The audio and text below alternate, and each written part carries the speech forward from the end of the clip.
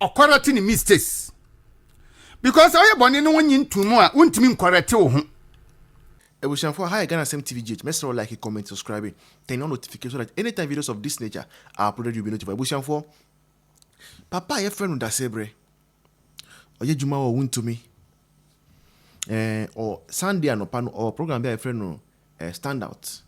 Now, some program no and our assembly a very very important. Me fan bremo notice. Or see, oh no, a kakakra a kade. Anka now you free NPP party name.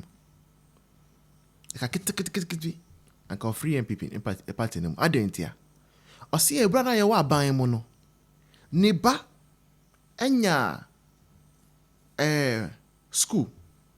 Ni ba nya school. Senior high school. And now free party mpanifo bi say. Me pa mi cho. Mi ba nya school a hani ha. But me pa cho me pese onye day student. Yes, on your body and po.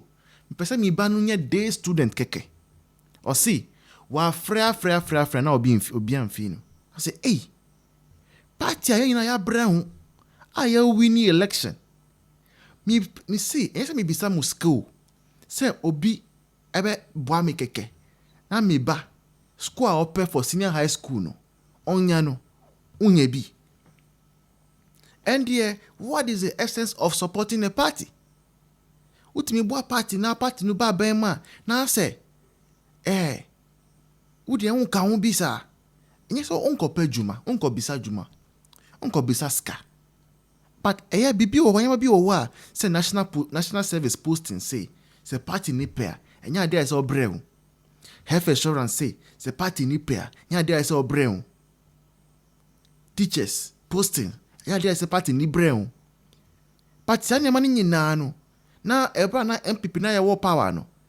Na say uhiam protocol bi ukwa na say go and register online. Go na go and register online no so no. Party for no nim say nkrofuɔ bi wo ho a omunye party for kra mutim nya protocol no. Enti when nyina ya dey bia ha NPP pa. Enti Daasebre be ka asem we no before ne so esan say most especially sa education ministry no.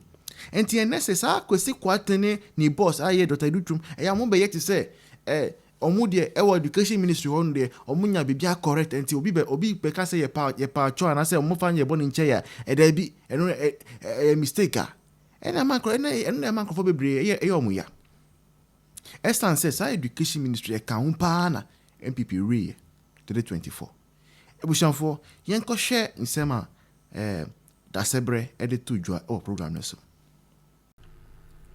Enti wani omo se ade ntina Dr. Bawumia pa achew no eno na ma yehunu da wo danso efiri afoforo ni nyina mu Dr. Dutum se wonte ase se Dr. Bawumia ko pa achew na o pa achew a ompo no ane chew Dr. Dutum education ministry ade a wo ye ma etia MPP ye ka ho asman kadaje bobo ye oni akwasi kwatin and akwasi kwatin ye spokesperson Emma Kennedy Japan to a candy ope. Education service, education, Ministry of Education, even school placement. Modi ye Goldman, modi ye Kokofu, and I'm teye, and I'm dinyam hotam. And the chair party mebu for vize, me party ba, damda roka, se obia, open day, amani ba, party ba was some party. Open day school amani bako ewo suhum enya nkran nye kumase nye Cape Coast anya takrade nye tamale montimi amoa no ye lusu lashina na mo de ho sobo okobo Dr. Bawumia muni nipa dodu a school placement nti ada so man koto abakra anamuto aba mututi MPP a anka bia mo nka se monti ase se Dr. Bawumia ko pachew nipadodo me ameti hai senye party no na adidi me mogya mu a bia me nso nka me nto aba no bi school placement ni ntia ebisa me bra ye ansa na me nya school ama me ba no na nya easy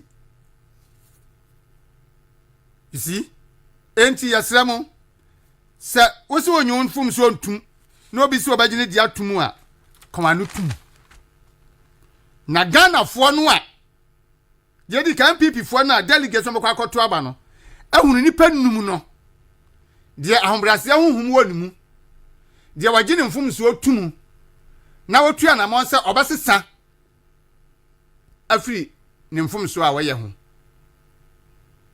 na eno ene beboa ma party na nya baabi pagina na eno ene beboa ama Ghana nso enya baabi pagina Dr. Baumiaka se one de oba obey way our constituency level at the aboa said the beya constituency be nyam faso and the ba buy more appointment no ya constituency bia when ya go be 10 slots ho amo na mode ba ne no okwa obedwene mu a mo wachire no ho tie no so ese ehwe ne yi ha abrase ya de ehia ene obi timi tia ne fie wo a wo pe flag bearer ready a obekọ nipa no nanso nya NPP mu a anka minim se obi pe flag bearer di a wotene fie na wa frɛ mo se mo mra na mo ba afa na japade a waye no de akyerɛ mo maye wei enti mo nto aba mame anu ne yedi kodi president yana se waye japade enti NPP for every akyirikyiri benche e mehwe wa japade a waye na wo nyina so nto aba ma na japade a ya ne edibu man ye pe obi a owo adwena edibu man wo ideas fine wo de wanya sika wo de asisi wo dan the first wanya sika sisi adan aya ya japade no nkyira se wo anesese ya ma odi party nanim enti se wo tu fie na wo frefre se yemra mehwe a na ya gyina so ni ato aba ma se asomesi ya japade enti me yento aba ma no ukọ bible mu a se wo ye kristoni na kan bible a saade no eya homaso honhom nyankopɔn kura chi so betina wo fie na wa frɛ obi se omna mehwe wa japade na owi a wato aba ogina so ato aba ma eye ahomaso honhom a nyame kura chi. Second Kings King chapter 20 verses 12 to 19 wa wo fi afa bible na kan amanfo kan se onabo Canada Japan wanya one enti abemu awie onyame bo hye no abemu awie na enso we ya mo kekan nwa mo tuto no enna the blind historian ono so akasa afa Canada Japan nkrofuɔ nwuma omoto eno ho yentie de blind historian ono so aka afa saa enwum no ho balloting na ya no Canada Japan akoda number 1 na akoda number 1 no na omoto ni supporters na start to abemu awie onyame bo hye no abemu awie nyame bo hye no abemu awie nemu mwanhwe a after 31st January mo beto afi anyeye ade na anyeye kene Japan we anyeye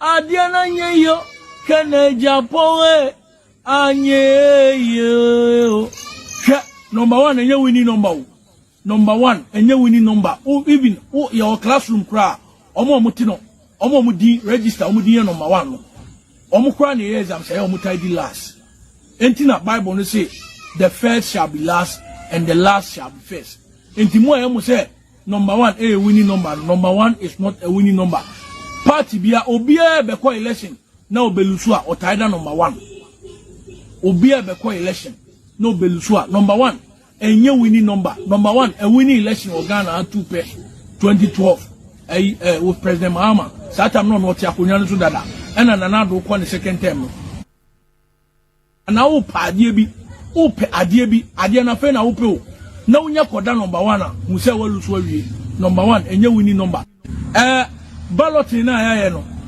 Canada Japan akoda number 1 na koda number 1 no ena omoto ni supporters na start to abemu awie we ya yakoya balloting awie obia ewo nia oka efa aba omakwa akoto no na position obia nya no so ehun sunsanso ene nia ekire ewo ho nti obia edi na adwene aba a wo kire se nia ebesie na nipa bebreka me kotuma aba mafa me ID card se me koto aba me kono Dr. Baumia edi ene wo mitirim na dama no na wo me kokromoti so se me koto aba na ama Dr. Mahmoud Baumia position a wada pa no de to me ehia pi ebi obi baka se wada first ya wo kwa ahwehwa wo mre ti why wadwen se me di kotumi esoro ana wada se am di kotuma se but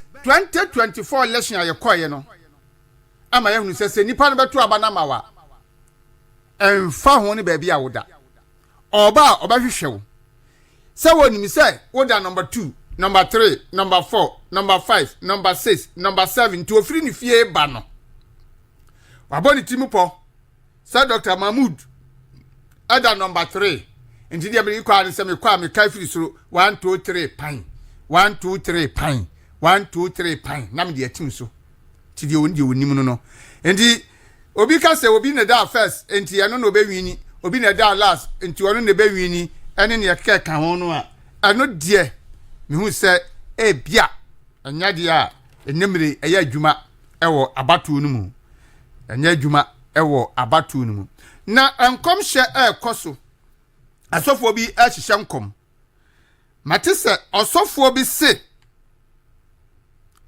Honorable Kennedy Japan ebe wini na owini a ne vice ebe ye oba enam so ema manu bi a wo mo pe vice president ye die no wo mo sese ne wo mo kwa kodi Kennedy Japan achi se be ono be ba be vice president na moma yentie Honorable Kennedy Japan no ankasa nu mu asem efa asofo a wo mo hye enkom ewa bato ho Honorable Kennedy Japan no anu mu asem ewo asofo a omhye nkom ewa bato ho yentie ensem a wono ankasa eka fa ho. What kind of nonsense going on in this country? And we'll be at you asofo let me declare say nipa we na wini. They are the problem of this country. I have told you several times say Ghana have one more didn't talk about Ghana asofo. You see what is happening?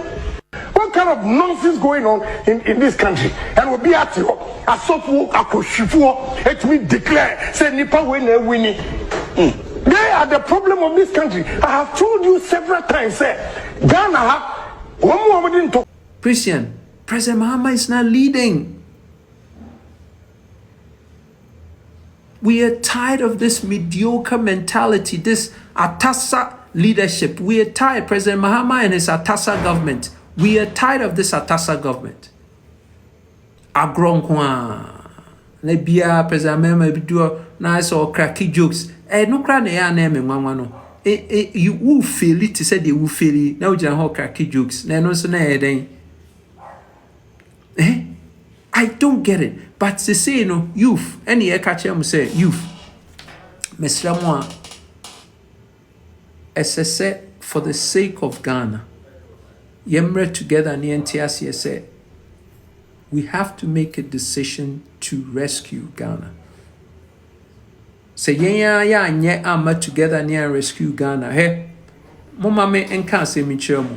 A couple of years ago when we started talking about Galamsey, 8 years ago you started mo so ho na mo kasado do Galamsey no enye hwe nice. They say you started craze you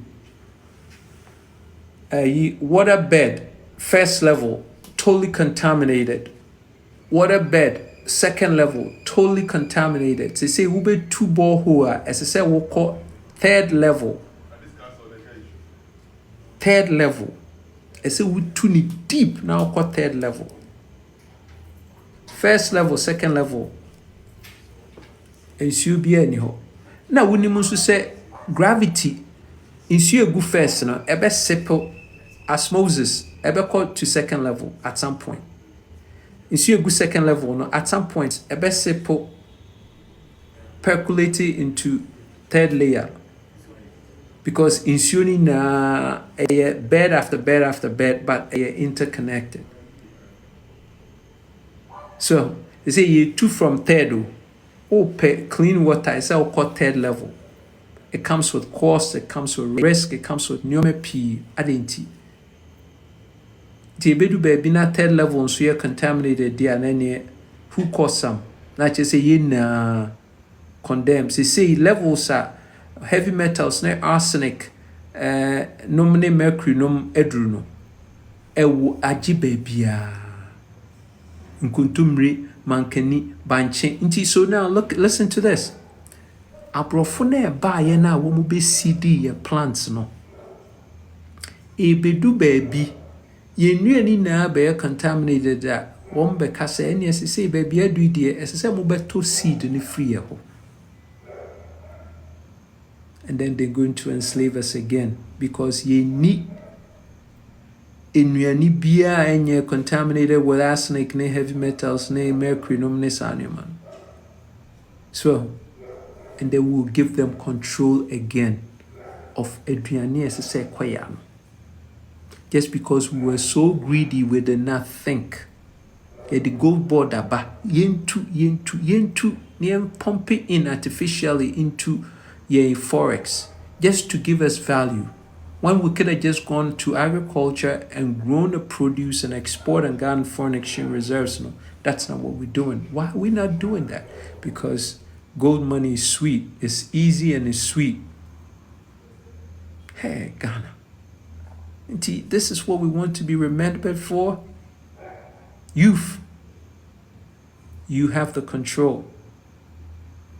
You have the control. President Mahama is no leader. He wasn't a leader the first time. He's not a leader now. He can never be a leader by virtue of how he speaks and what he says he's going to do and what he hasn't done. Because we a leader, you don't wait for a Security Council to tell you, say, your children are dying. You don't have water. Your foods are contaminated. There are traces of arsenic and everything. You're waiting for Security Council. Wow. President Mahama, you are a failure. You are a failure. And you should admit that and quit honorably from the presidency. You should quit because you have failed. Akufo-Addo was miserable and he, I guess, I can't say retired, but I mean, I'm short for words. This is so bad. The whole world, baby, people now, Ubia, Al Jazeera, reports, BBC, come about. Why? Because our leaders can make decisions? That's, how can you in a country where leaders cannot make a decision when you are in a crisis? Because of greed. Inti, abusiafo, ye de besi ha, na, said ye de biya ye kan.